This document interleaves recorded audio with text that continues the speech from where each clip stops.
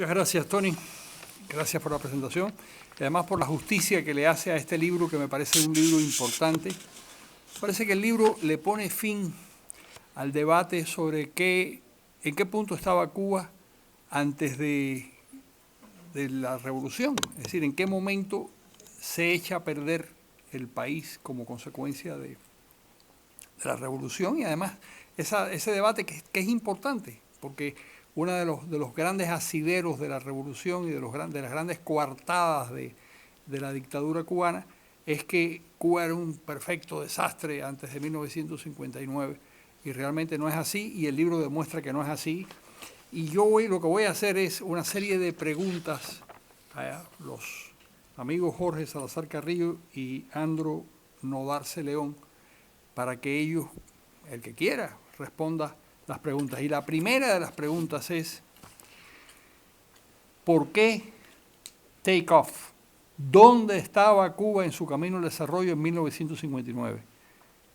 La teoría del despegue de Rostow se confirmó en otros sitios, y cuáles eran los síntomas de ese despegue. ¿Cuál de los dos quiere responder? Creo que nos las vamos a compartir, la respuesta. En realidad, el tema de la condición económica de Cuba en la víspera de la revolución es muy interesante, porque cuando se analiza cualquier tipo de indicador económico social del país en contra no solo de América Latina, sino en contra del resto del mundo, que es lo que lo hace aún más interesante, nos damos cuenta de que en realidad la respuesta es una respuesta un poco mixta.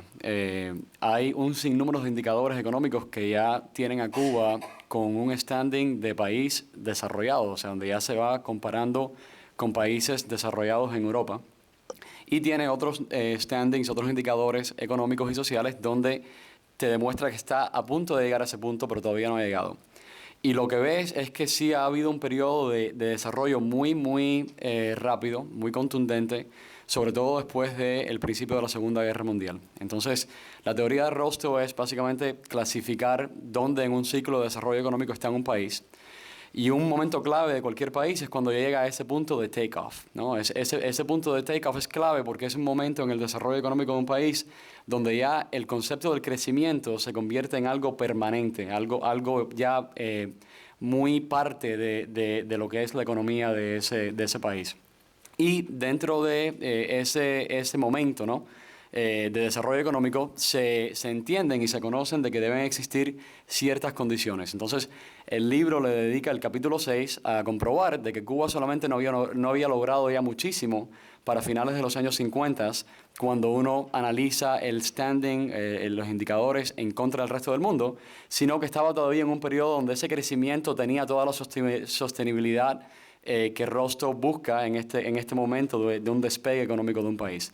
Y las tres partes importantes, no voy a ser muy extenso en el tema porque queremos cubrir bastantes cosas, pero las tres partes importantes y que el libro tiene toda la evidencia necesaria de que Cuba los tenía eran los siguientes.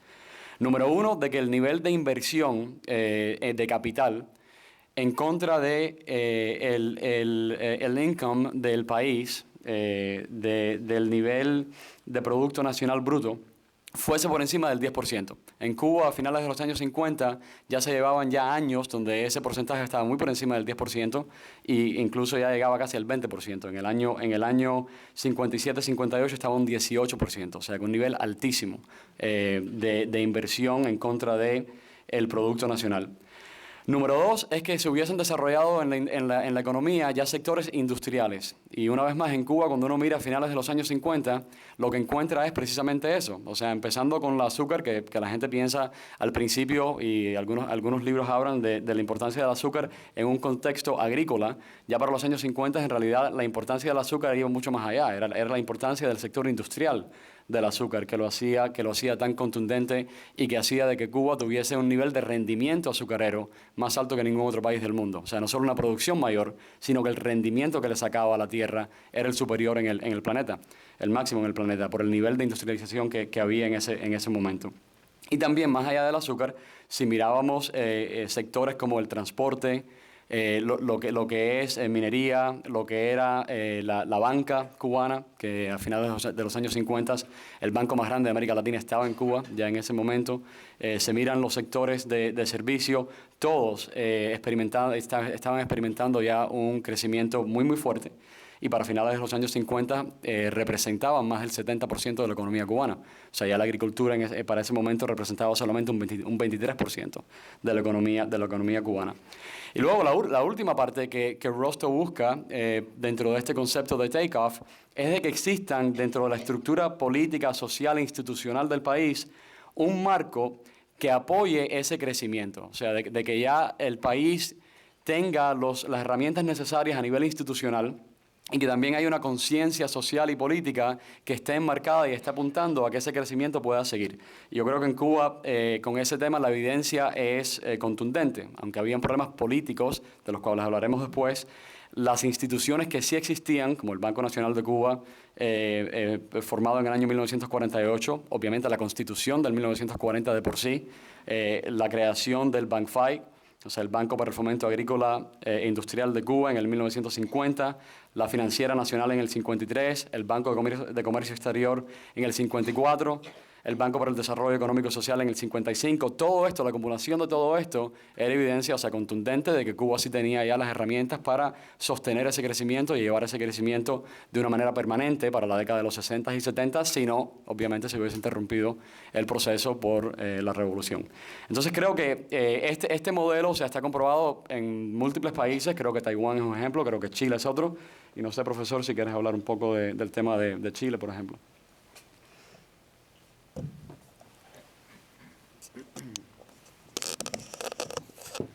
Es curioso que Chile y Cuba, aunque parecen muy diferentes, son muy parecidas. Realmente, si uno ve la geografía de Chile, es prácticamente una ínsula.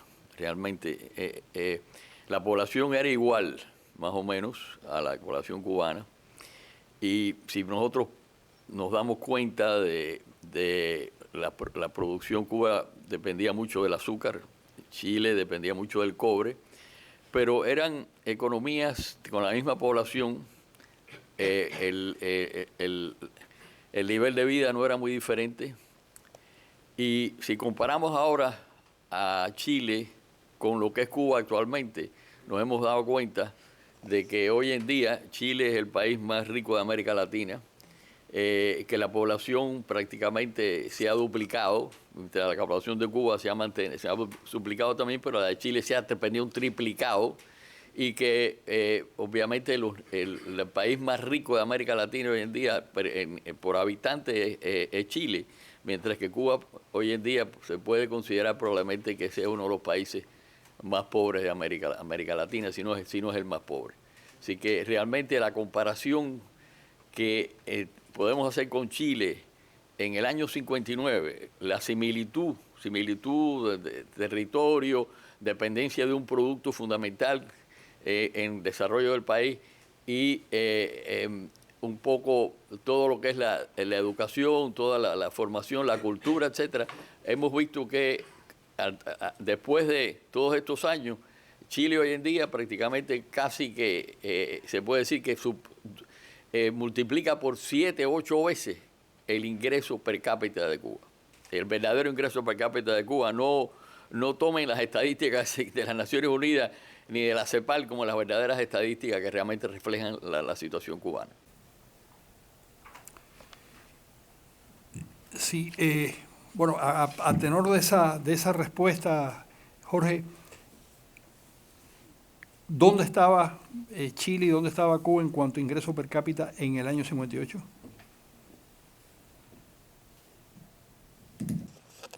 En el año 58,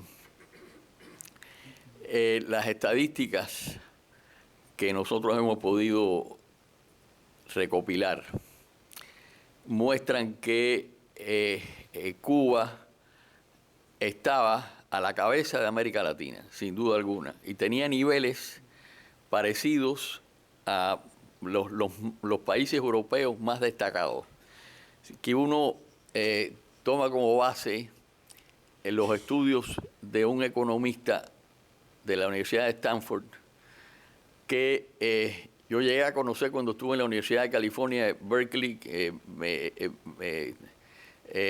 estaba muy cerca de Stanford, y él publica sus estadísticas en el año 1960 en una publicación de Stanford llamado Food Research Institute Publications, y allí él llega a la conclusión de que el nivel de ingreso per cápita de Cuba es similar al de los estados sureños de los Estados Unidos. Ahora, ¿por qué tanta confiabilidad a lo que decía Ochima en su artículo que publicó en el año 60? Porque él se pasó un año entero en Cuba y se pasó estudiando todo lo que fue el sector agrícola, el sector industrial de Cuba. Se demoró 7 años en publicar sus estudios. Y en realidad, en lo que publica Ochima, en gran parte, está relacionado muy fuertemente con las estadísticas que aparecen y que hemos publicado en el libro de la verdadera riqueza, el verdadero ingreso de Cuba, tomados en términos de lo que es la nueva forma de hacer los cálculos internacionales, que es las paridades de poder adquisitivo. A través de las paridades de poder adquisitivo, si uno ve las comparaciones de Cuba, se da cuenta que está a niveles europeos. Es decir, que en realidad lo que hemos podido comprobar con todas las investigaciones que hemos hecho es que no solo en términos del trabajo de Ochima, sino las estadísticas internacionales y otros indicadores de la economía cubana, estaba a la cabeza de América Latina a niveles parecidos a los niveles de los países más adelantados de Europa, por arriba de cualquier país del Asia. Solamente les puedo decir lo siguiente, que muestra lo que estoy afirmando. El salario promedio industrial en Cuba estaba a nivel el 6º más alto del mundo. El salario agrícola en Cuba estaba el 7º más alto del mundo.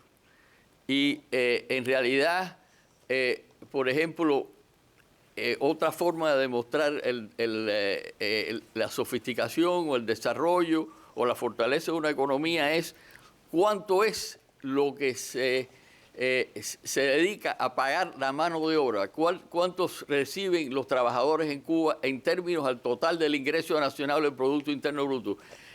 Cuba en ese año, en los años finales de los 50, que nosotros logramos esas estadísticas, se veía que estaba entre los primeros en cuanto a los ingresos que tenían los trabajadores, el sector laboral, el sector obrero en Cuba, representaba más o menos el 66% de todos los ingresos que recibían los ingresos nacionales de Cuba. Estadísticas solamente superadas por 3 o 4 países del mundo, superior a muchos de los países europeos, y que Cuba estaba entre los primeros 5 países en cuanto a la distribución del ingreso, en términos de lo que iba al salario, lo que iba al capital, lo que iba al gobierno, etcétera, etcétera. Bueno, hoy sabemos que generalmente el desarrollo es el resultado de una combinación entre el capital humano, es decir, la educación de las personas, el capital cívico, pues el peso de las instituciones de los que hablaba hace un momento Nodarce León, y el capital físico material, es decir, la combinación de esos tres. ¿Qué falló en Cuba?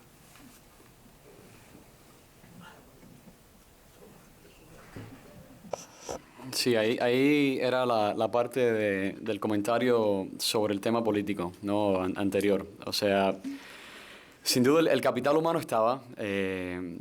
Cualquier índice que tenemos en el libro, eso lo demuestra claramente. O sea, sin duda había, por ejemplo, diferencias entre La Habana y sectores rurales de Cuba, obviamente, cuando se habla de nivel de analfabetismo en el país, o si se mira a la población afroamericana en contra de la descendiente europea.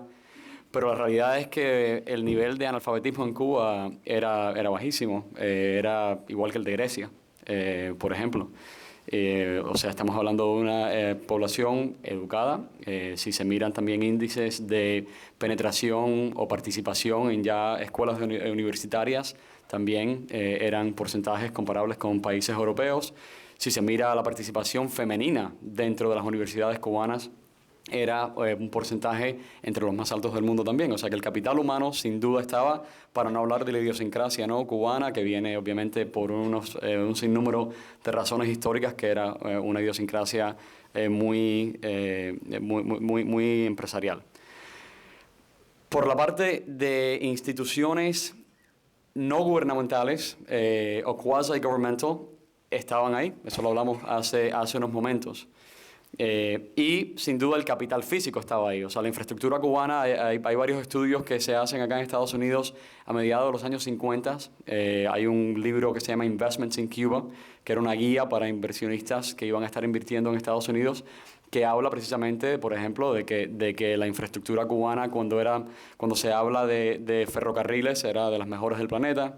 La distribución de carreteras principales, solo habían 5 pueblos en Cuba que tuviesen una población mayor a 5.000 habitantes que no estuviesen conectadas al sistema de autopistas cubanos en los años 50.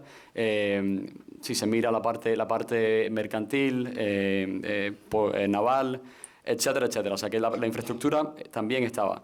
Lo que faltaba en opinión, o sea, la opinión mía, también como inversionista y alguien que mira mucho este tema por el lado de private equity, que es a lo que me dedico, era en realidad la madurez y la estabilidad política en el país. O sea, sí había todavía en una república relativamente joven un nivel de inmadurez política y una dependencia en cultos de personalidad que, en mi opinión personal, o sea, debilitaban muchísimo a Cuba y creaban condiciones, obviamente, para lo que ocurrió en el año 59. Creo que faltaba eso, faltaba consolidarse una independencia y una fortitud gubernamental y política para que el país pudiese haber logrado una continuidad, ¿no?, en el crecimiento en el que estaba. Eso obviamente no estaba ahí, eso obviamente llevó a cabo un proceso de cambio desastroso y en la opinión personal yo creo que el ingrediente que faltaba en Cuba en realidad era ese. No sé si quieres añadir algo, Jorge. Hay un problema de percepciones. Esa realidad que ustedes describen y que coincide con lo que dicen los grandes economistas de la época, yo creo que se daba de bruces que no coincidía con la percepción de muchos periodistas, de muchos, entre comillas, revolucionarios, de gente que pensaba que las cosas en Cuba estaban muy mal y que había que hacer una distribución de la tierra de otra manera, que veían la situación social en Cuba y lo que veía que eran los bolsones de pobreza, o veían a los pobres, que por supuesto había en Cuba una notable cantidad. ¿Creen ustedes que había esa discrepancia entre la realidad y la percepción, o es una equivocación mía?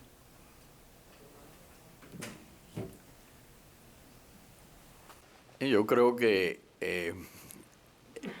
si uno mira el desarrollo económico cubano a través de todo el siglo XX, se da cuenta que en realidad es un progreso que es inclusive sorprendente.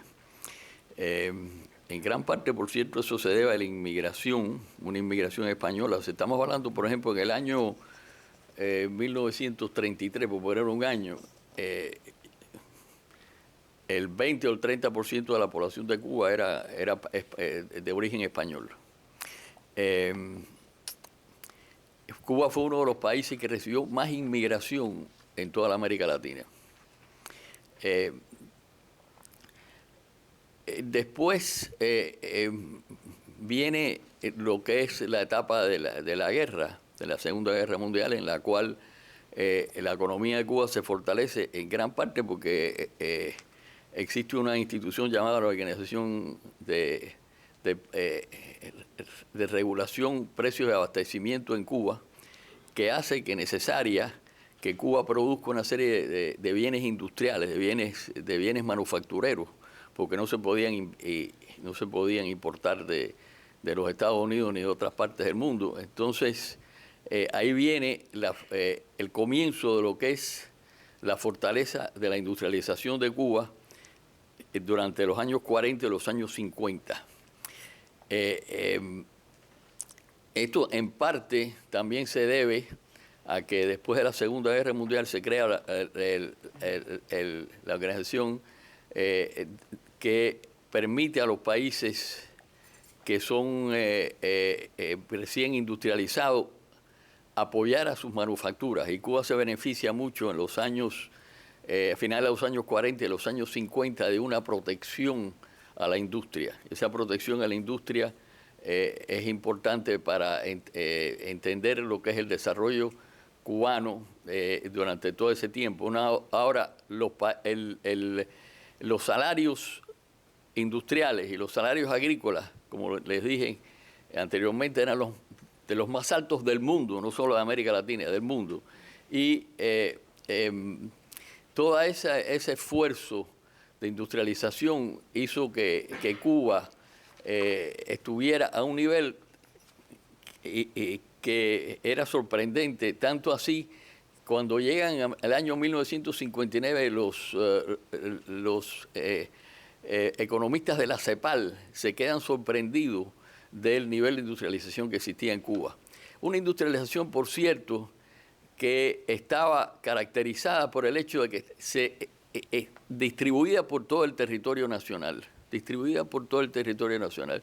No es el caso de muchos países de la América Latina, donde están fundamentalmente establecidas en las ciudades capitales. Eso se hace patente con lo que se le pagaba a los trabajadores industriales en Cuba. Los salarios eran de los más altos del mundo. Así que, y eso está obviamente establecido en las estadísticas que nosotros pudimos comprobar. El sector agrícola era un sector muy fuerte, no solo estaba basado en el azúcar, sino además la expansión de toda la ganadería, la expansión del arroz, realmente el sector agrícola en Cuba nuevamente pagaba salarios altísimos comparado con lo que se pagaban en los otros países. Así que realmente, aunque hubiera una impresión que yo creo que tenía mucho que ver con la política, de que había algo que faltaba en Cuba, en realidad uno veía los inversionistas extranjeros venir a Cuba en unas cantidades extraordinarias. Veía además que Cuba podía, una cosa muy importante, competir con los productos manufactureros de los Estados Unidos. A pesar de que los Estados Unidos estaban a 90 millas de Cuba, Cuba podía competir. Así que la competencia que implicaba el tener a la industria americana a 90 millas hacía que necesariamente la productividad de las industrias cubanas tenía que ser muy alta. Y eso no ocurría, por ejemplo, cuando tenía una protección natural, como por ejemplo tenía Argentina, Chile, Brasil, etcétera, que estaban muy distantes de los Estados Unidos. Cuba tenía que competir con los Estados Unidos y eso, por lo tanto, Cuba llegó a tener un sector manufacturero que realmente fue, como les decía, sorprendente para los economistas de Chile que llegaron a Cuba en el año 59 para dar en cierta forma, dar sus impresiones de lo que debía de hacer Cuba para salir adelante en ese proceso revolucionario. Yo quisiera añadir unas estadísticas porque es un tema tan importante. O sea, en realidad, una motivación importante para escribir el libro nace yo como estudiante en la Universidad de Pensilvania, teniendo al director del Departamento de Relaciones Internacionales de la universidad explicando el porqué de la Revolución Cubana. Y la teoría de él, la que él explicaba, que me imagino la leyó en algún lugar, era de que precisamente era este tema, de la desigualdad que había creado este ambiente donde este proletariado se había alzado en contra de la oligarquía. Y a mí eso me parecía disparatado por todo lo que yo conocía hasta ese momento, pero yo estaba empezando, o sea, estaba en el segundo año de universidad y decidí empezar a investigar eso por cuenta propia porque no quería aceptar lo que este señor estaba mencionando en esta universidad tan importante sin estar bien documentado, ¿no? O sea, y debatir eso con él estando bien documentado era lo que quería lograr. Y de ahí nace parte del estudio original que luego se convierte y se extiende en lo que es este libro. Y para lidiar con ese tema tenemos un sinnúmero de tablas en el libro y estadísticas. Voy a leer algunas rapidito para que vean la contundencia de esto. El porcentaje de Producto Nacional Bruto pagado como salarios que el profesor mencionó en Cuba era 64%. En Finlandia era 62%. En Francia era 59%. O sea que había una mayor distribución en Cuba que en esos países, que son países que se consideran muy progresistas. Si se mira a, por ejemplo, el nivel de desempleo en Cuba en el año 58, o sea, voy a hablar de temas nada más que hablan de desigualdad, ¿no? o que apuntarían a un nivel de desigualdad. El desempleo en Cuba en ese momento era 4.7% en el año 58. En Estados Unidos era 6.8%, en Austria era 5.3%, o sea, Cuba estaba por debajo en ese momento. Si se mira también el nivel de consumo, esto es clave, porque si en un país desigual es imposible de que hayan altos niveles de consumo que estén distribuidos a través de una población entera. O sea, puede haber un per cápita alto, porque el ingreso es alto y cuando se divide por una población, pues el per cápita puede ser alto, pero si eso se demuestra o no se demuestra en un nivel de consumo alto, pues entonces tal vez sí hay un problema de desigualdad. Pero en Cuba, cualquier estadística que uno mirara iba en contra de eso. El nivel de consumo calórico, por ejemplo, del país era 2.730 calorías a principios de los años 50. Eso era igual que en Alemania. Estaba por encima de Austria, estaba por encima de Israel, estaba por encima de Grecia. O sea, una vez más, es imposible que haya desigualdad cuando la gente está comiendo también, ¿no? Y por ahí en adelante, si se miran, por ejemplo, los niveles de automóviles per cápita en Cuba. Había más automóviles per cápita en Cuba que en Italia. Una vez más, imposible, si hay un tema de desigualdad, de que tantas personas tengan el disposable income, ¿no? El ingreso disponible para comprar algo tan caro como un carro, a ese nivel comparado con Italia. Y así, o sea, un sinnúmero de tablas que están acá. Si se miran al número de televisores per cápita, en la lista de docenas de países que tenemos, era el número 1 en todo el planeta a nivel per cápita, una cosa impresionante. Y sucesivamente, o sea que esa retórica no tiene ningún tipo de validez cuando uno analiza el poder adquisitivo que tenía la población cubana y cuando uno analiza cualquiera de estas estadísticas, ¿no? que tenemos acá en el libro. Yo recuerdo un dato que da Leví Marrero sobre la industrialización en Cuba, que me parece interesante. Yo no lo he visto en otra parte, pero Leví era un hombre muy acucioso en la búsqueda de información. Decía que en Cuba se fabricaban en torno a 10.000 objetos. Es decir, la industrialización era bastante notable, porque fabricar 10.000 objetos distintos significa un nivel bastante importante de industrialización. Bueno, pese a que el Estado cubano no era un productor significativo, como Estado, quiero decir, predominaba la empresa privada, sí era un Estado regulador. Había leyes que dirigían la industria azucarera, el tabaco, el café, y estas regulaciones favorecían a los productores, pero no sé si a los consumidores. ¿Hasta qué punto funcionaba el libre mercado en Cuba?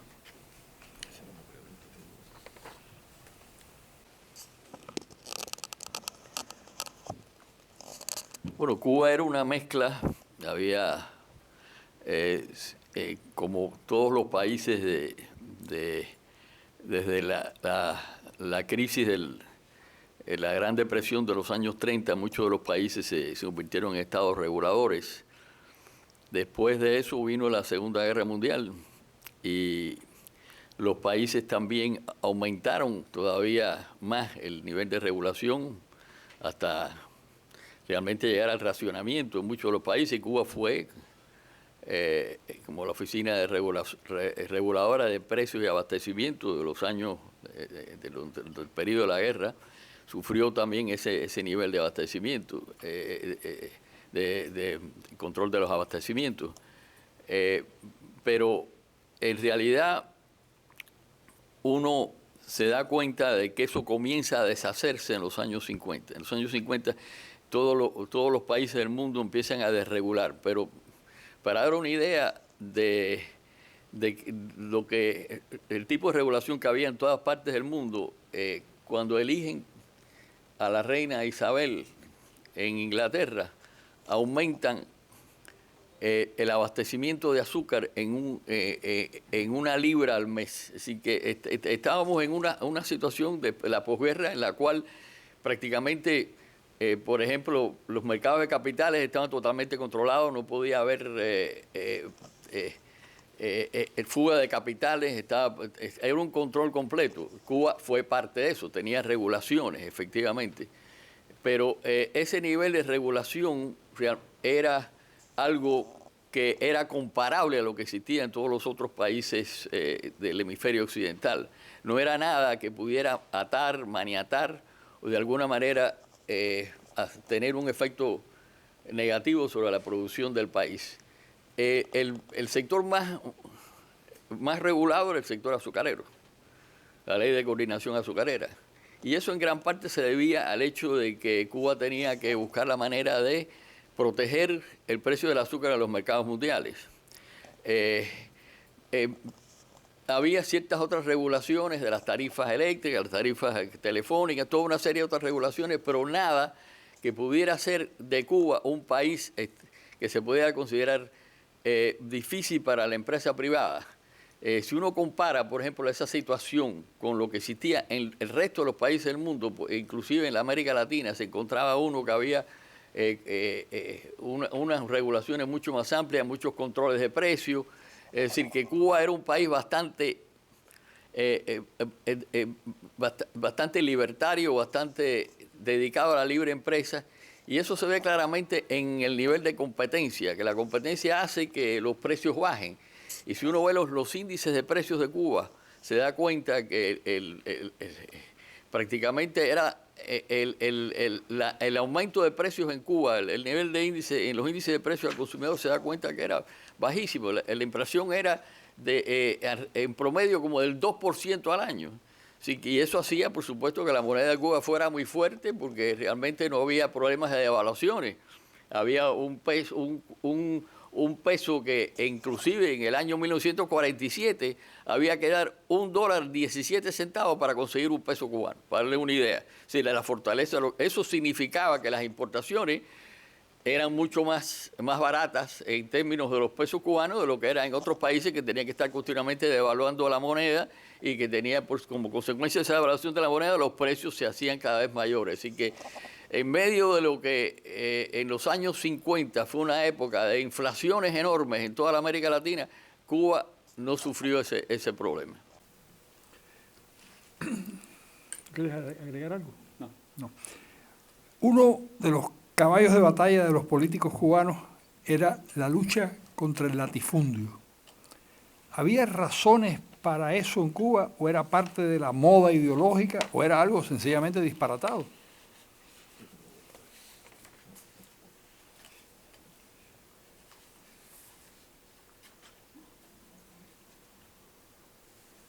Bueno, sin duda alguna que en realidad el latifundio ha sido una de las situaciones más difíciles que ha enfrentado la América Latina durante toda su historia. Obviamente eso viene de la etapa de la colonia española, etcétera, etcétera. Cuba tuvo una situación en la cual se le hizo frente a esa exageración en la concentración de las tierras agrícolas. Y por eso uno ve en la Constitución de 1940 que se defiende a los precaristas. Por otro lado, en la industria azucarera nos damos cuenta que la producción del azúcar, la producción agrícola del azúcar estaba muy difundida en las colonias azucareras. Es decir, el central era una forma de concentrar la producción industrial, pero la producción agrícola estaba totalmente difundida entre una serie de colonias. Algunos de los colonos tenían pequeñas propiedades y por lo tanto no se puede pensar que lo que existía desde el punto de vista de algunas excepciones que había con algunas empresas que eran bastante grandes productoras de azúcar, y realmente eran centrales enormes, etcétera, etcétera, y algunas veces estaban incluidos, había la producción agrícola, estaba incluido con la producción industrial, pero eso era la excepción y no la regla en Cuba. Si uno va a los otros sectores, se da cuenta de que la producción del tabaco era totalmente en pequeños terrenos. Era la producción del tabaco era prácticamente la opuesta a la producción cañera, a la producción azucarera. Algunas otras producciones necesitaban grandes territorios para ser eficientes, como la producción del arroz, que necesitaba esos grandes terrenos.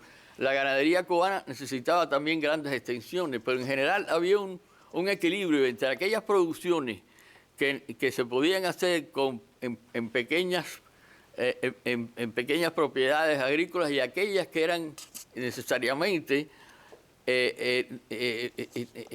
mucho más eficientes cuando había extensiones grandes agrícolas.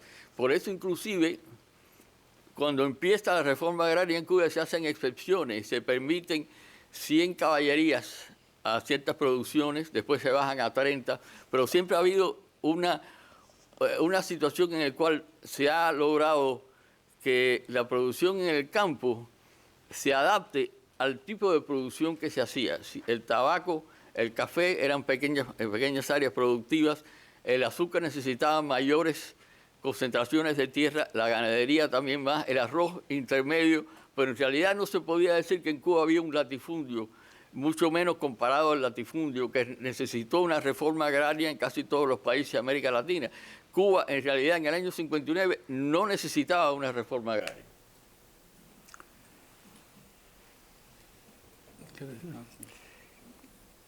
Uno de los países con mayor inversión de los norteamericanos era, de los países del mundo entero, pero especialmente de la América Latina, era Cuba. Cuba tenía una gran presencia norteamericana. Esa presencia norteamericana como inversionistas, como empresarios, ¿fue positiva para el despegue económico, para ese take-off en donde estaba Cuba, o fue negativa? ¿Cuál es el juicio que hacen ustedes a posteriori? No, fue vital, fue importantísimo y fue positivo, ¿no? Para enmarcarlo un poco, el nivel de inversión de Estados Unidos en Cuba en el año 57 eran 950 millones de dólares, o sea, millones de dólares de año 57, ya sabemos ya lo que eso significa si se traduce al día de hoy. En ese momento habían solo 4 países en el mundo donde Estados Unidos tenía más dinero invertido. O sea, Estados Unidos tenía más dinero invertido, más capital invertido en Cuba que en México, por ejemplo.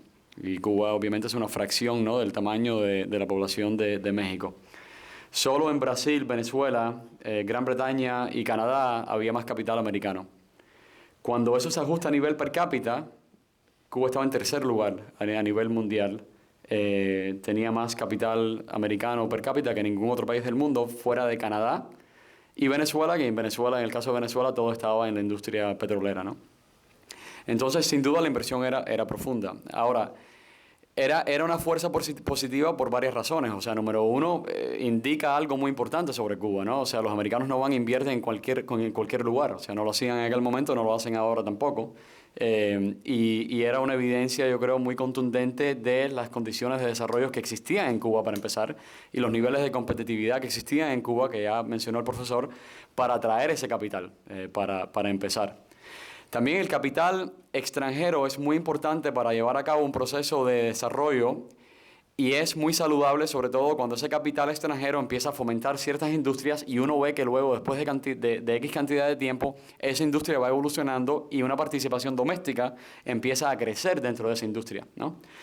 Sobre eso se ha escrito muchísimo, un libro famosísimo que se llama The Economies of Underdeveloped Nations, que habla sobre el desarrollo económico, escrito por el profesor Peter Bauer de Cambridge, precisamente enfatiza mucho ese tema, de que esa inversión extranjera como catalítico para el crecimiento es algo vital y que luego, claro, si las condiciones de productividad en el país existen, pues luego la industria doméstica empieza a apoderarse cada vez más de un porcentaje más amplio de las industrias que atrajeron originalmente ese capital extranjero. En Cuba hay dos ejemplos claros de eso. Bueno, o sea, hay muchísimos ejemplos claros de eso, pero los dos más contundentes y de los dos que más se habla es precisamente en el sector azucarero y en el sector de la banca cubana. A principios de la primera mitad del siglo XX, en Cuba, los cubanos eran dueños solamente de un 22% de los centrales azucareros cubanos. El resto estaba en manos americanas o españolas.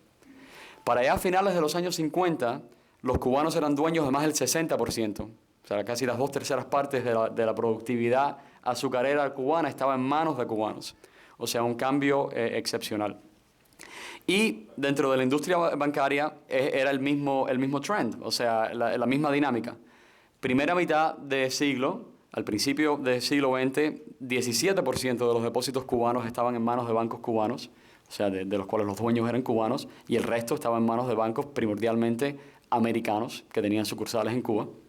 Ya para los años 50, completamente a la inversa, ya bancos cubanos tenían el 60% de los depósitos de Cuba y los bancos extranjeros tenían la minoría. O sea que ahí se ve exactamente de que el ciclo que tenía que ocurrir dentro de la economía para que esa inversión fuese un catalítico para el crecimiento doméstico había ocurrido. Y ya lo último que digo es de que con esa inversión de capital también venía otra cosa, que era el know-how americano, ¿no? O sea, era el intelecto, era las técnicas de producción, las técnicas de manejo de empresas que los americanos traían a Cuba con ese capital, que también contribuyeron muchísimo y ayudaron muchísimo, obviamente, al desarrollo de Cuba como economía, ya que los Estados Unidos, obviamente, estaban teniendo un éxito contundente en los mercados mundiales dentro de un marco de crecimiento económico. Y, quedaba una cosa más, también eso le proveía a Cuba un acceso a los capitales, a los mercados de capital americanos, muy importante. Porque al tener todas estas inversiones en Cuba, fuese la AT&T o fuese la Coca-Cola o fuese JP Morgan o fuese cualquier empresa de las que estaban muy vinculadas con la economía cubana, pues esas empresas le daban entonces indirectamente un acceso a Wall Street y al capital americano muy importante. Se servían como conduits básicamente para acceso a los equity markets, ¿no? A los mercados capitales americanos que pocos países en el mundo tenían en ese momento. En cuanto al salario que pagaban esas empresas norteamericanas con relación a los salarios que pagaban las empresas cubanas en el mismo renglón de producción, es decir, las empresas azucareras, los centrales azucareras cubanos, los centrales azucareros americanos, las empresas industriales americanas y las cubanas. ¿Cuál era la relación? ¿Pagaban más, igual, menos? Bueno, existía una cosa llamada la Confederación de Trabajadores de Cuba, y era muy poderosa, y en realidad habían contrataciones colectivas en las cuales había que estar de acuerdo con esas normas laborales, que la legislación laboral de Cuba era muy completa, muy minuciosa, y realmente el hecho de que los salarios industriales en Cuba estaban en el 6º nivel del mundo se mostraba que, como pasa en todas partes, lo que pagaban las empresas extranjeras se hacían después como ejemplo para que las empresas cubanas tuvieran que pagar el mismo tipo de salario, si no, pues había problemas con el sindicato cubano. La Confederación de Trabajadores de Cuba era muy fuerte en Cuba y había obviamente contrataciones colectivas, había huelgas, así que los salarios se mantuvieron relativamente altos. La ley de coordinación azucarera también hacía que se le pagara a los trabajadores agrícolas, a los trabajadores industriales, de acuerdo con el precio del azúcar. El precio del azúcar en Cuba estaba determinado en gran parte por el precio del azúcar en los Estados Unidos, donde el 70% de todas las exportaciones de Cuba eran hacia el mercado americano, más del 70%. Así que prácticamente esos niveles salariales que existían en esas empresas, que eran no empresas muchas de ellas con capital cubano también. Así que muchas de las grandes compañías americanas se unían a los capitales cubanos y realmente pagaban salarios que eran, en cierto sentido, hasta competitivos con los salarios que se pagaban en los Estados Unidos. Así que el nivel de Cuba era Cuba, y eso se ve claramente en todos los estudios latinoamericanos de los años 50. Cuba vivía realmente de espaldas a la América Latina. Cuba vivía de frente a los Estados Unidos. Y todos los niveles y los estándares de Cuba eran niveles que trataban de comparar a lo que existían en los Estados Unidos. A mí me preguntan cuál es el peor daño que le hizo la revolución, que yo le llamo la revolución cubana. Y es el hecho de que en realidad se perdió esa relación que existía en Cuba a través de todas sus 50 y tantos años de historia, con una historia, por cierto, en donde predomina, en comparación con la América Latina, predomina la democracia. Hay muy pocos golpes de Estado, etcétera, etcétera, pero en realidad vemos que el nivel de relación tipo no solo político sino económico con los Estados Unidos es tal que el ejemplo, el patrón, la matriz con lo cual se decide todo lo que se está sucediendo en Cuba es lo que sucede en los Estados Unidos. Y se ve claramente, uno dice, ¿cómo se puede comprobar esto? La comprobación es muy clara. El cálculo mío es de que en Cuba, cuando viene claramente el establecimiento de un régimen comunista en Cuba, hay una gran salida de capital humano. Mi conclusión hoy en día es que el capital humano que salió de Cuba a precios actuales estaría alrededor de 100 billones de dólares. Billones con B. Todo lo que es el empresariado cubano salió del extranjero. Todo lo que es el profesionalismo cubano salió del extranjero. Así que prácticamente lo que había en Cuba era tan sofisticado y era tan competitivo con el de los Estados Unidos que todos los empresarios y profesionales que salieron de Cuba empezaron inmediatamente a competir con los profesionales y los empresarios de los Estados Unidos y han tenido un éxito que es, yo calculo que hoy en día hay en estos instantes 20.000 millonarios cubanos, 20.000 millonarios cubanos aquí en Miami solamente. ¿En Estados Unidos? No solamente aquí en Miami. Aquí en Miami, en Miami, el nivel de que aquí hay unos cuantos millonarios. Hay varios. Notable eso. En Miami, en realidad, uno se da cuenta de que el Producto Interno Bruto de Miami, en estos instantes, de los cubanos en Miami, los cubanos en Miami tienen su Producto Interno Bruto también, es, lo calculo yo, 50 billones de dólares por año, que es exactamente 5 veces lo que yo calculo el ingreso, el Producto Doméstico Bruto de Cuba. Así que los cubanos aquí en Miami tienen una economía que se ha ido desarrollando a través de la enclave. Primero compraron unos cubanos, se compraban a otros, etcétera, etcétera, y que se ha ido extendiendo enormemente.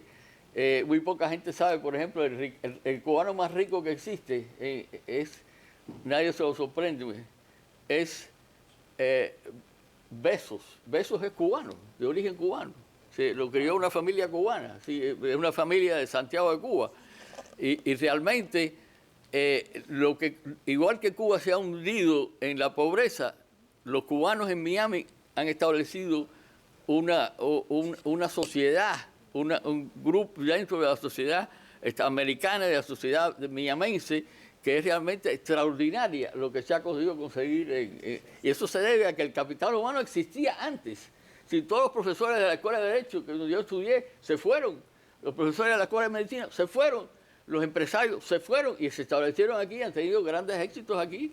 Y yo creo que eso prueba lo que era Cuba en el Si eso hubiera sucedido con otro país, no hubiera tenido ese tipo de éxito que ha tenido el empresariado y el profesionalismo cubano, todo el empresariado. Jorge, ¿tienes una idea, me imagino que sí, de a cuánto creció la sociedad cubana de 1902 a 1958? Es decir, ¿cuál fue el promedio?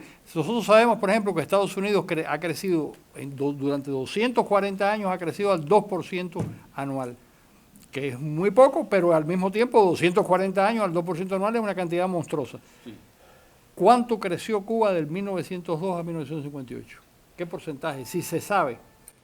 Bueno, no hay estadísticas realmente que puedan comprobar eso, pero si uno se da cuenta de lo que era ya Cuba en el siglo XIX, yo hablando un poco de lo que decía Marcos Antonio Ramos, Cuba era la colonia más rica en el año 1830. En el año 1860 era la colonia más rica todavía. Y esto lo dice no ninguna otra persona que Hugh Thomas.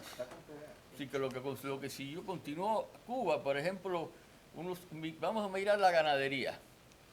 Hoy en día no hay una cabeza de ganado por habitante. Hasta el año 1920, Cuba tenía varias cabezas de ganado por habitante. En el año 1916, Cuba tenía un nivel de inversión en la bolsa por habitante que era el más alto del mundo. El más alto del mundo. Es decir, que se veía claramente que la situación de Cuba era excepcional ya desde principios del siglo XX. Después vino el problema de la producción azucarera se paraliza a finales de los años 20, pero empieza la industrialización de Cuba y empieza además las estructuras realmente básicas de Cuba en términos de la carretera central, toda una serie de infraestructura que realmente pone a Cuba a un nivel tan extraordinario que puede cumplir con todos lo que le pide a los Estados Unidos durante la Segunda Guerra Mundial, que ayude, inclusive le dijo que tenía que pagar el azúcar a precios mucho más bajos de lo que existían en todos los mercados mundiales y lo que existían antes y lo que existieron después. Pero Cuba realmente tuvo un proceso de desarrollo que fue continuo durante toda esa historia hasta el año 1959, y ahí viene el desbarajuste que todos conocemos.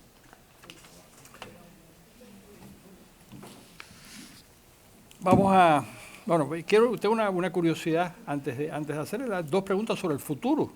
Pero yo me acuerdo que en el este de Europa se jugaba con una metáfora que me parece que es muy válida. Se decía, bueno, la economía de mercado y la economía capitalista es una especie de pecera donde están los peces vivos ahí, qué sé yo, y llegan los comunistas y hacen una sopa con eso.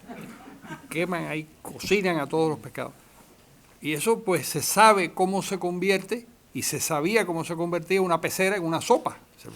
Se daba candela y se le echaba sal y pimienta, qué sé yo, y se hacía una sopa. Ahora, ¿cómo se convierte esa sopa de nuevo en una pecera? ¿Cómo se invierte ese proceso y se convierte y se desmantela esa monstruosidad? Facilito. Facilito. No, mira, o sea, en el caso de Cuba, obviamente está basado en un cambio de gobierno. O sea, yo creo que una de las cosas que el libro demuestra y la segunda parte del libro entra muchísimo en las condiciones actuales de Cuba y todo lo que se ha destruido, yo creo que demuestra de que para lograr llegar a la pecera otra vez, los cambios no pueden ser cambios, o sea, marginales, ¿no? O sea, esto es muy interesante porque obviamente el gobierno cubano actual está tratando de jugar un juego de ajedrez para mantener un nivel de control económico y obviamente un control absoluto político que no compagina de ninguna manera con ningún tipo de modelo de desarrollo para crear ningún tipo de pecera. O sea, no hay manera de resolver el problema cubano dentro de una estructura que se parezca en prácticamente nada a la condición actual gubernamental del país. O sea que un cambio de gobierno es necesario en lo absoluto para que haya un desarrollo económico cubano real. O sea, puede ser de que la economía cubana pueda crecer más rápidamente jugando con modificaciones marginales a la estructura actual. O sea, el gobierno cubano trata de crear un modelo chino, trata de crear un modelo ruso y, claro, si se abre la economía un poco más de lo que está ahora, sin duda yo creo de que va a haber un desarrollo económico mayor al anterior, porque, o sea, obviamente la condición es tan abismal que es muy difícil hacerlo peor, ¿no? Pero para en realidad lograr un desarrollo económico sostenible, o sea que en realidad se puedan crear las condiciones donde el cubano tiene un estándar de vida que puede ser comparable con el potencial humano que tiene y con todas las posibilidades que tiene por la existencia de capital cubano-americano también del lado de acá y por todo el interés de los mercados capitales que hay en Cuba, pues para que eso ocurra, el cambio tiene que ser, o sea, rotundo y tiene que empezar por un cambio de gobierno. Tiene que empezar... Y de sistema. El cambio de gobierno como preámbulo para cambio de sistema, porque o sea, no existe la posibilidad, o sea, con el gobierno actual de que nadie se crea la historia de que va a haber un cambio de sistema. O sea, hay mucho temor en los mercados capitales de que cualquier cambio que se haga ahora con el gobierno actual no va a ser permanente, o sea, va a ser algo que va a ser una acomodación temporánea y más tarde o más temprano empiezan a echar para atrás otra vez. Y eso como ingrediente para el desarrollo, o sea, o sea, eso no puede ser un ingrediente para el desarrollo. O sea que, número uno, cambio de gobierno para que entonces un cambio de sistema sea creíble, para que ese cambio de sistema tenga credibilidad. El cambio de sistema obviamente tiene que estar acompañado por una privatización del aparato productivo del país, o sea, de eso no hay ninguna duda.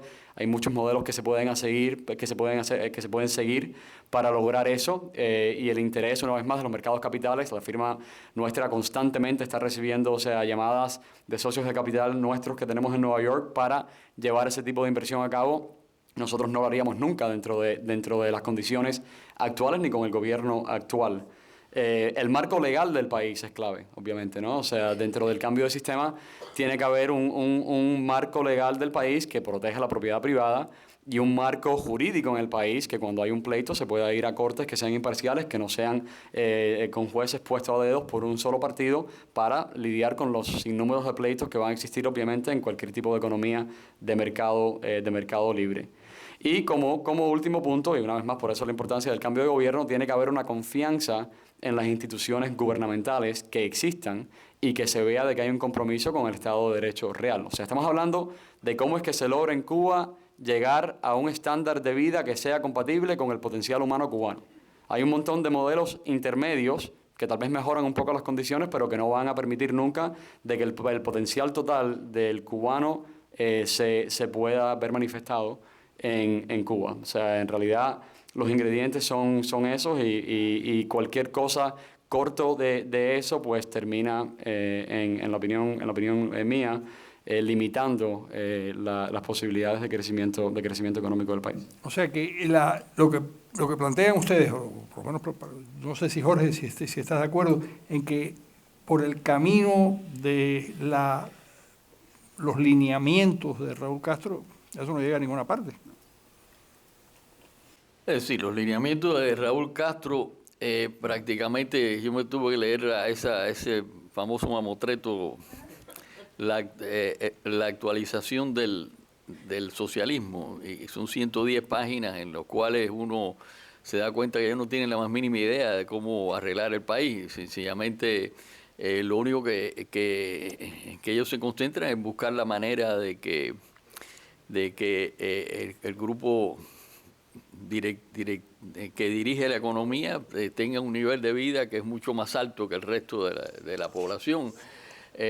Pero en realidad esta economía que se llama la economía del cuentapropismo, que en todo el resto de América Latina se le llama la economía informal, es algo que está solamente un poco más arriba de los niveles de pobreza. Es decir, esas empresas son empresas que no tienen la posibilidad de pagar los salarios, los sueldos que pudieran llevar a Cuba a tener una economía de mercado que pueda llevar adelante el desarrollo económico del país. Es decir, prácticamente hay que darse cuenta de lo siguiente.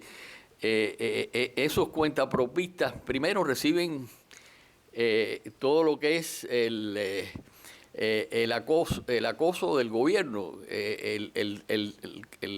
el nivel de impuestos que ellos tienen que pagar, yo lo calculo cerca del 70%. Cerca del 70%. Así que con eso ellos no pueden seguir adelante. Así que prácticamente lo que vemos, estamos viendo cuando vemos que el cuentapropismo se está reduciendo, estamos viendo el siguiente fenómeno. El cuentapropismo, que era antes el mercado negro y pasó a ser el cuentapropismo, ahora está volviendo al mercado negro. Porque el mercado negro es lo que logró mantener a los cubanos más o menos buscando una solución de alguna forma, así que en el cual prácticamente muchos de los productos del gobierno pues de alguna forma llegaban a ese mercado negro, entonces de alguna manera pues se podían distribuir entre la población y se podían vender y realmente no creo que exista otra solución que no sea el abrir a la economía cubana a una inversión extranjera que sea verdadera inversión extranjera. Porque sabemos que hasta ahora lo que ha habido es inversiones extranjeras con el 49%, que básicamente el resto de esa empresa son los miembros del gobierno, la nueva clase, que son los dueños del 51%. Entonces vamos a ver que dentro de esa economía cubana es muy interesante ver que el ron es la Pernod Ricard, el níquel y el tobacco es el Cherry, el tabaco es el Imperial Tobacco, y así sucesivamente. Así que prácticamente es una situación en la cual la empresa extranjera controla Cuba en cierto sentido, pero al mismo tiempo tiene entonces que tener como socio al gobierno cubano con el 51% de interés en ese negocio. Y entonces tienen que estar sometidos a una situación que realmente le ha sido condenada por la Organización Internacional del Trabajo, y es que le pagan a las personas en pesos cuando reciben de las empresas hoteleras, que fueron las primeras que empezaron, reciben en moneda dura. Entonces prácticamente es un robo, que el cálculo es que se les queda el 4% de los salarios, se les queda a los trabajadores. Eso es lo que en el fondo reciben los trabajadores. Es decir que prácticamente esa actualización del socialismo es una forma de tomarle el pelo a la población cubana. No hay una posibilidad de con este sistema Cuba sea otra que uno de los países más pobres del mundo. Si estamos hablando de que el salario de Cuba, señores, el salario de Cuba es menos el salario que divide a la población en dos partes iguales, que es la mediana, no la media. Estamos hablando de menos de $20 mensuales. El salario de extrema pobreza, según las Naciones Unidas, es de $38 al mes. Es decir, que Cuba es un país en extrema pobreza. Claro, las estadísticas que ellos publican son estadísticas que están manejadas y dan una impresión totalmente diferente. Una de las cosas más tristes que existe en Cuba es la siguiente: no hay inversión neta. Si toda la inversión de Cuba, todo lo que es el uso del capital, tiene que invertirse prácticamente en mantener la estructura productiva anterior. Cuba no ha tenido inversión neta desde el año 93, en el cual la producción cubana cae, la producción industrial en Cuba cae en un 60% y la producción agrícola cae en un 50%. Las estadísticas que ellos publican, por supuesto, son mendaces y nada de esto aparece, pero esa es la realidad de lo que sucedió en Cuba y de ahí en adelante no se ha levantado. Bueno, hay una cosa, decíamos, sin azúcar no hay país. Bueno, señores, la producción de Cuba en el año 1992 fue de 7.2 millones de toneladas de azúcar. Hoy escasamente llega a los 2, de vez en cuando pasa 1,5 millones de toneladas de azúcar. Y eso es lo que pasó, no solo en el sector azucarero, pasó prácticamente en la misma medida en el resto de la economía cubana. Bueno, antes de pasarles a ustedes, que seguramente querrán hacer alguna pregunta, perdón. Tenemos poco tiempo, ¿no? Sí. Sí, tenemos. Una última curiosidad, puramente una curiosidad malsana. ¿Cómo se dividieron el trabajo para hacer este libro? Bueno, o sea, el comienzo viene de que, como yo mencionaba antes, en la universidad como estudiante se me creó esta intriga, ¿no? Por cuál era la realidad de la condición cubana antes de la revolución.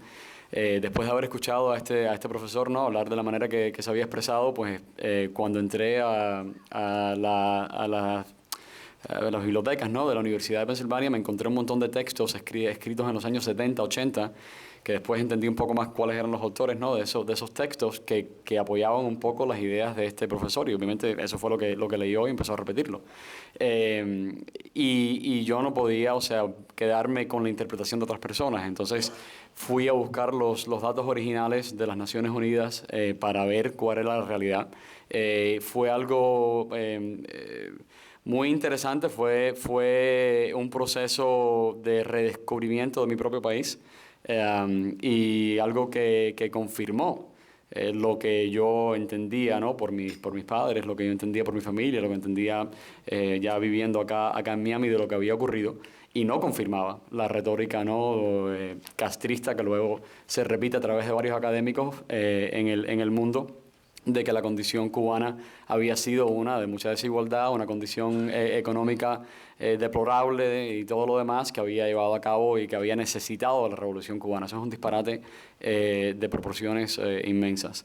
Y nada, o sea, eso se convirtió en un independent study, en ese proceso con el profesor Alan Heston, un economista muy reconocido que fue uno de los padres del concepto de Purchasing Power Parity, que sirvió como auspiciador de ese estudio independiente, y como parte del auspicio de él, de ese estudio, pues nos presentó a nosotros dos para que empezáramos a colaborar. O sea, estamos hablando de hace ya de esto 16, 17 años. Y eso se terminó como un estudio independiente, se quedó ahí, eran 70, 80 páginas, y siempre nos trazamos la meta de en algún momento empezar a expandir ese trabajo para que se convirtiese en algo más contundente y se convirtiese en algo que fuese más completo y que también estudiase la condición actual de Cuba, o sea, no solamente el contexto histórico, sino la condición actual. Y para mí, obviamente, fue, o sea, un beneficio y un honor, ¿no? Poder trabajar con el profesor Salazar Carrillo, que ha escrito tanto sobre las economías latinoamericanas y sobre Cuba, para contextualizar, expandir todo aquel marco histórico que yo había empezado a escribir, y también relatar, o sea, lo que ocurrió después. Y nada, o sea, nos fuimos dividiendo los capítulos y cómo íbamos escribiendo. Ser breve es muy difícil. Y creo que trabajamos muchísimo para tratar de ser breve, y editamos el libro mucho para llevarlo a esto, para que esto sirviese, yo creo, como que tres cosas. O sea, número uno, para que dejase clara la historia, y para que aclarara muy bien cuáles eran las razones reales de la Revolución Cubana y cuáles no eran las razones de la Revolución Cubana. Número dos, porque pensábamos de que era importante que para ahora, en un proceso de cambio, por razones fisiológicas, va a haber sin duda un cambio de gobernantes en Cuba, y que hay sin dudas cambios en las relaciones entre Cuba, Estados Unidos y todo lo demás. Era muy importante para nosotros que los mercados capitales entendiesen muy bien lo que se había logrado en Cuba, para que tuviesen una confianza mayor de lo que se puede lograr. O sea, obviamente, en Miami, esto lo dijo el presidente Obama, que estemos de acuerdo o no de acuerdo con su visita y todo lo demás, dijo algo muy importante, que era de que existía un monumento a lo que el cubano podía lograr en un mercado libre, y se llamaba Miami, ¿no? yo soy republicano, o sea que ya más o menos entienden yo por dónde estoy, pero eso me pareció muy contundente y muy acertado. Entonces creo que para que exista una confianza en un proceso de reconstrucción es muy importante entender el pasado y entender lo que se pudo lograr por los cubanos en su propio país, no solo fuera, en su propio país, en una economía de mercado. Así que para nosotros eso también era algo muy importante. Y lo último es el punto que yo había hecho antes. Lo último es de que entendiendo entonces también los resultados del sistema económico y el sistema gubernamental actual, teniendo eso bien claro y comparando los cambios en estas estadísticas, pues entonces se puede entender de que no se puede con cambios menores resolver un problema tan profundo. O sea, si uno mide el problema, pues entonces puede resolver el problema y puede entender qué es lo que se tiene que hacer para resolver ese problema. Y para nosotros ese era el tercer punto del libro, ¿no? O sea, medir la profundidad del problema y la destrucción causada para que quede bien claro de que aquí los cambios que se tienen que hacer a nivel de sistema económico, a nivel de sistema de gobierno y a nivel de también los gobernantes para que haya confianza en esos ambos cambios, tienen que ser, o sea, completamente contundentes y tienen que ser íntegros y no pueden ser cambios al margen. No sé si hay algo más. Bueno, una de las cosas que va a venir, que espero que se pueda difundir lo más posible aquí en Miami, nosotros estamos, una de las personas que más nos ha ayudado en esto es el profesor Daniel Murgo, que es profesor del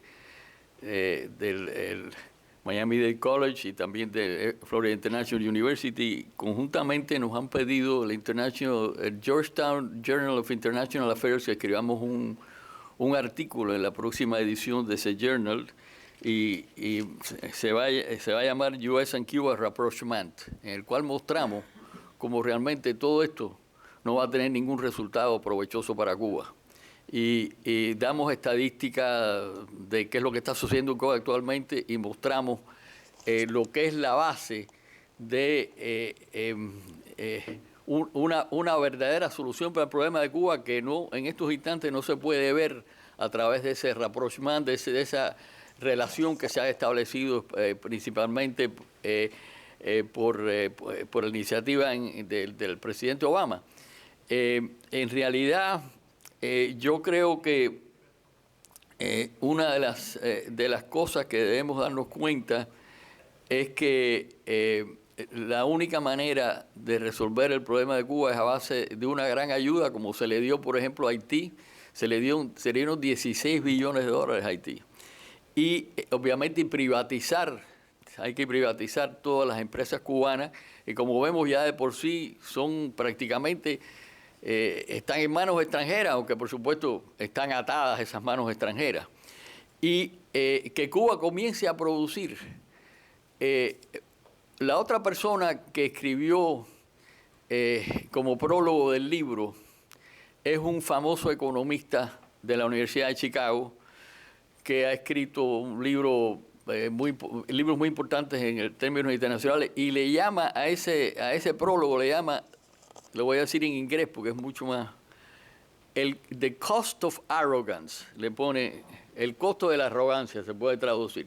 Si él estuvo en Cuba, fue con un grupo de estudiantes de Dartmouth College, de lo mejor que puede haber. Dice que él vio ese campo totalmente improductivo. Los propios cubanos dicen que el 70% de la tierra cubana está afectada por toda una serie de males de la erosión,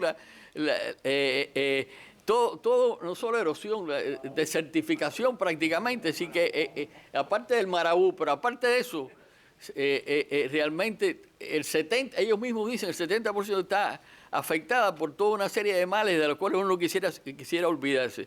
Así que prácticamente es un país paralizado que lo que quiere es que los Estados Unidos los rescate, pero ellos no tienen la más mínima idea de cómo tienen que rescatarse, porque se les ocurrió hacer, que a base ya sabemos hoy en día que el presidente de Odebrecht está condenado a 18 años y no sé cuántos meses de prisión en Brasil, fueron los que construyeron el puerto del Mariel. Ese puerto del Mariel no lleva a nada, sencillamente. La capacidad que tiene para carga y descarga es realmente irrisoria. Y por supuesto, el único mercado que pudiera ser factible para que tuviera éxito ese puerto del Mariel es en los Estados Unidos. Y por supuesto, las exportaciones de los Estados Unidos están vedadas y no creo que por ahora el presidente Obama pueda hacer nada al respecto. Así que prácticamente inversiones, que les recuerda a uno lo que es, señores, la inversión, la ayuda soviética hoy a precios actuales sería de 20 billones de dólares al año. Eso es la ayuda soviética a precios actuales que se le dio a Cuba durante años y años y años. En el año 1992, Cuba tenía el nivel de fertilizante, de pesticidas, de maquinaria agrícola más alto de América Latina. Todo eso se ha ido a bolina, sencillamente. Pero con toda esa ayuda de 20, a precios actuales, 20 billones de dólares al año, regalándole los productos petroleros a 5 centavos el galón, eso es lo que tenía que pagar Cuba por eso,